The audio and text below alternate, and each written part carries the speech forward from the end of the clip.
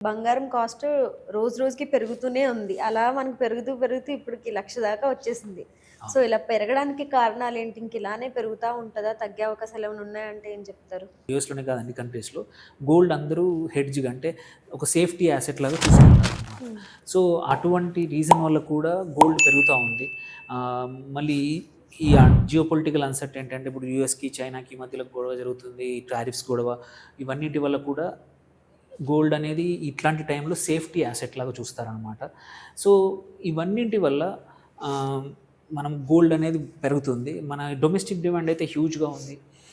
So, 1,00,000 దాటినా కానీ మీకు పెళ్ళిళ్ళ సీజన్ ఇప్పుడు సమ్మర్ ఆల్సో ఇప్పుడు మన అక్షయ తృతీయ వస్తుంది. ఆ టైంలో కూడా చాలామంది గోల్డ్ కొంటారు. సో, డొమెస్టిక్‌గా డిమాండ్ అయితే తగ్గట్లేదు ప్రైస్ పెరిగిందని.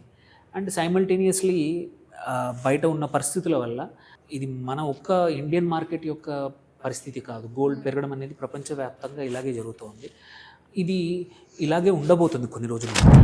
ఇంకా ఎంతవరకు వెళ్తుందంటే చెప్పలేము. ఒక 120, 130 కూడా వెళ్ళొచ్చు. 1,30,000 కూడా వెళ్ళొచ్చు. బట్ షార్ట్ టర్మ్‌లో మాత్రం వొలటిలిటీ అప్స్ అండ్ డౌన్స్ ఉంటాయి. బట్ లాంగ్ టర్మ్ మేబీ ఒక 1-2 ఇయర్స్ చూసుకుంటే మాత్రం హ్మ్. గోల్డ్ ఇంకా పెరుగుతుంది గానీ తగ్గే అవకాశాలైతే ఇప్పుడు కనబడట్లేదు.